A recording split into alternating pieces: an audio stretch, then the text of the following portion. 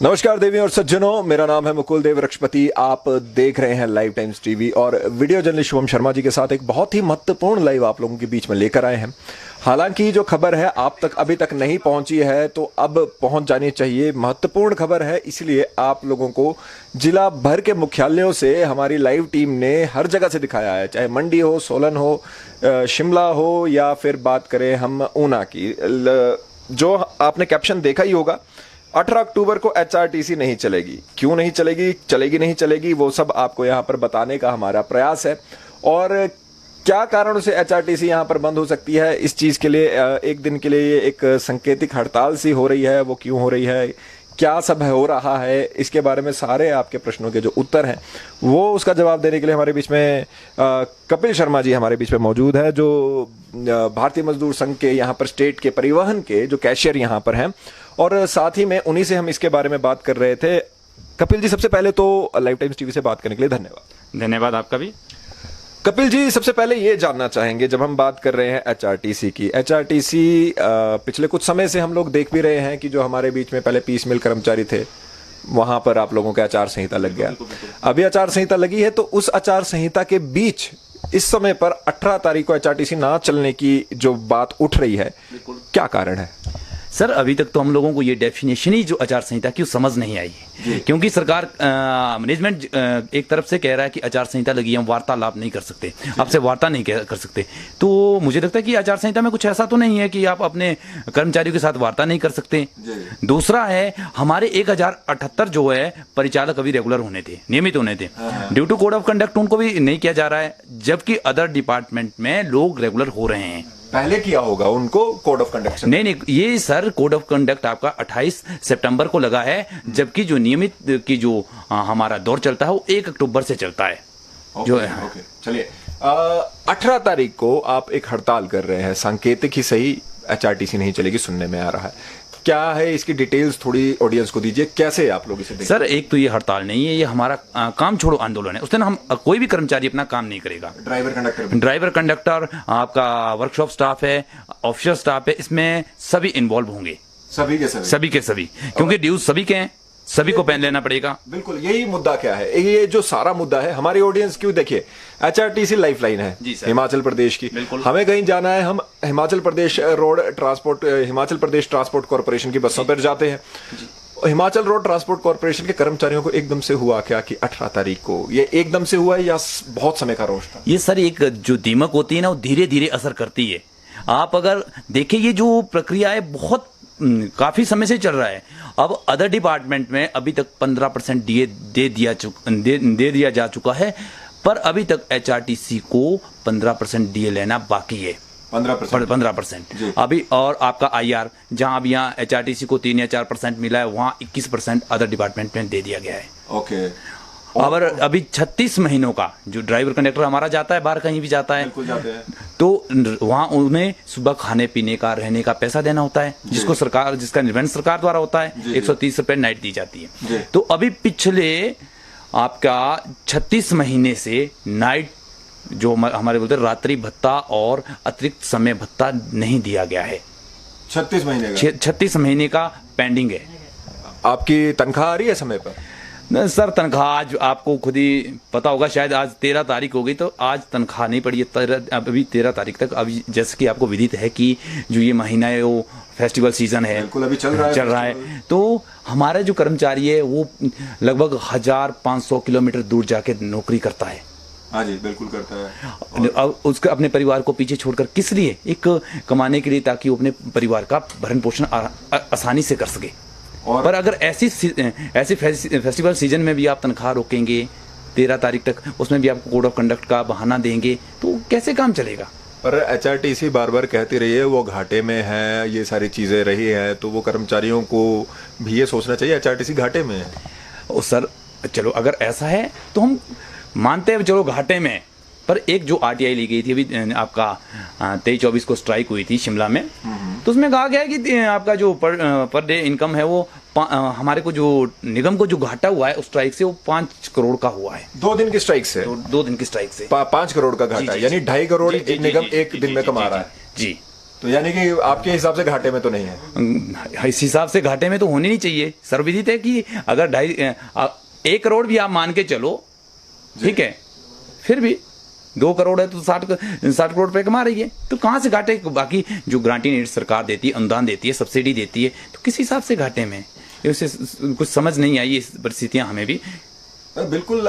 एक बात यहाँ पर कपिल जी जानना चाहेंगे, जैसे आपने यह बताया कि सरकार के पास, ये तो चलिए एक ऑन थ्योरी बात होगी, इसमें ज़्यादा डिटेल में जाने की ज़रूरत है, लेकिन फिर भी जैसे कि इस समय पर आप लोगों ने एक तरह से काम छोड़ो आंदोलन जैसा आपने ये शुरू कर दिया, मैं ये जानना चाह रहा हूँ कि एक मोटा मोटा अगर बताया जाए तो कितना पैसा आप लोगों का हिमाचल प्रदेश में जितने भी लोग हैं उनका फंसा हुआ होगा जिसे सरकार को देना है, अंदाजा ही बेशक? ये मैं आपको स्टिक बता दूं तो लगभग 700 करोड़ की देनदारियां हैं परिवहन निगम कर्मचारियों की। 700 करोड़ रुपए। मैं सही सुन रहा हूँ? 700 करोड़? 700 करोड़ रुपए, इतना ज्यादा देनदारियां हैं अभी।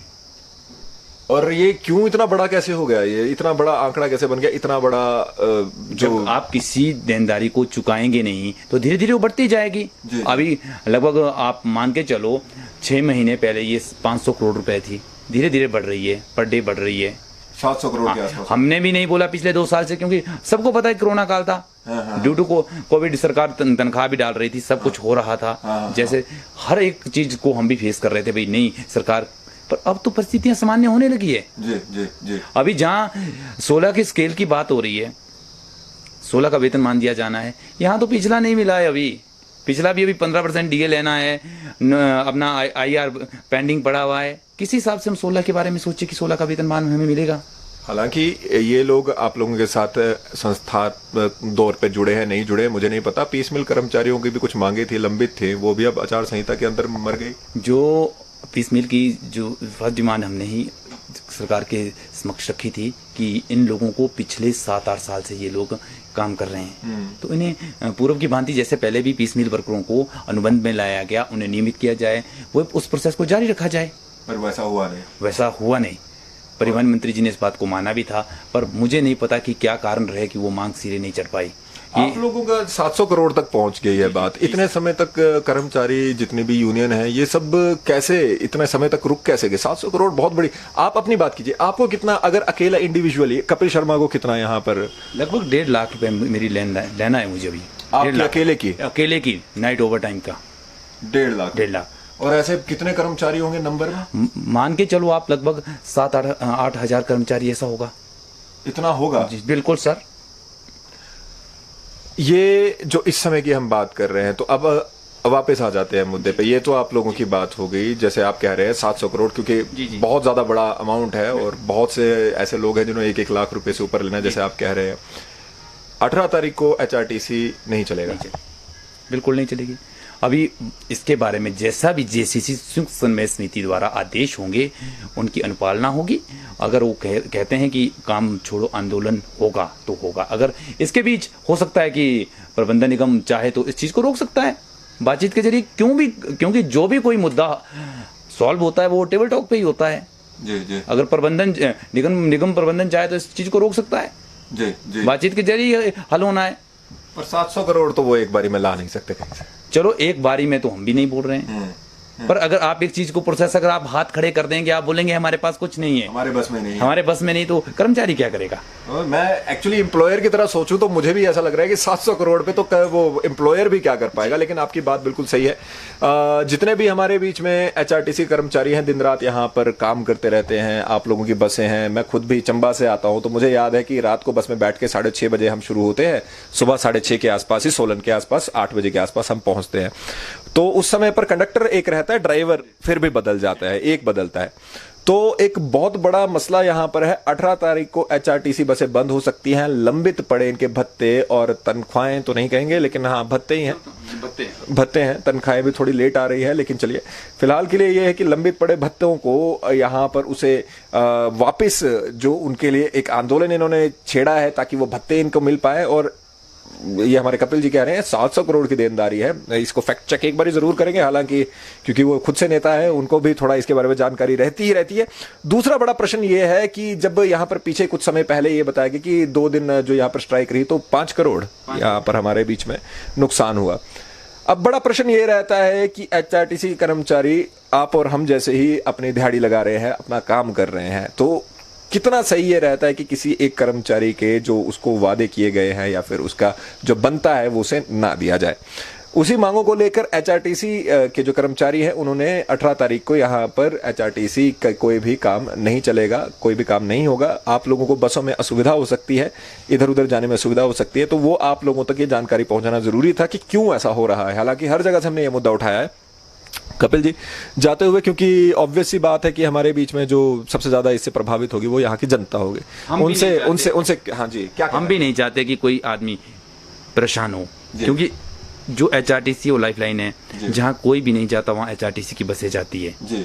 हम नहीं चाहते कि कोई भी आदमी परेशान हो, परंतु अगर हमारी परेशानियों को भी देखें, एक हमारा परिचालक 5,000 पे काम करता है जी। आपको पता है मुकुल जी की लगभग 275 रुपए तो मनरेगा की दिहाड़ी है। 5500 पे एक आदमी काम कर रहा हो और फिर भी उसको वो 5500 भी समय से नहीं मिले तो क्या करेगा? आप इस चीज को सोचो, 5500 वो ले रहा है और 200 रुपए उसने रात्रि का भत्ता देना है, खाने पीने का देना है, कहाँ से पूरा करेगा? अच्छा, वो एडवांस तो आता नहीं। एडवांस तो आता नहीं, वो एक साथ एक मुश्त उसका भुगतान होता है महीने बाद, वो अभी 36 महीने से नहीं हुआ है और 5500 ले रहा है। वो क्या अपने बच्चों को खिलाएगा? हमारा कोई मंशा नहीं कि हम किसी आदमी को परेशान करें, क्योंकि सबसे ज्यादा जो परेशानी वो जनता झेलेगी। पर अगर निगम प्रबंधन चाहे तो इन सारी समस्याओं का हल निकाल सकता है, क्योंकि हर किसी भी मुद्दे का जो हालात हल होता है वो टेबल टॉक ही है। Kapil ji, live times TV से बात करने के लिए धन्यवाद। सर आपका भी धन्यवाद, बहुत धन्यवाद। तो 18 अक्टूबर को अगर कोई बीच में कोई रेजोल्यूशन नहीं निकलता है, कोई बातचीत नहीं होती है, तो 18 तारीख को आपके बीच में एचआरटीसी नहीं चलेगी। और एचआरटीसी नहीं चलेगी तो ऑब्वियसली आप लोगों को समस्या होगी। इन लोगों के बहुत से भत्ते, बहुत से पैसा पेंडिंग है कर्मचारियों का। कर्मचारी की तरह देखेंगे तो आपको भी संवेदना मिले, संवेदना आपको महसूस होगी, सद्भावना महसूस होगी। एक आम नागरिक की तरह आप लोगों को मुसीबत का सबब ये बन सकता है। सरकार इसे कैसे देखती है आचार संहिता के बीच में, ये एक बड़ा प्रश्न रहता है। लेकिन फिलहाल के लिए 18 तारीख को एचआरटीसी की बसें नहीं चलेंगी। इसी एक अपडेट के साथ अभी आप लोगों से विदा लेते हैं वीडियो जर्नलिस्ट शुभम शर्मा जी के साथ। मेरा नाम है मुकुल देव वृक्षपति। जय हिंद।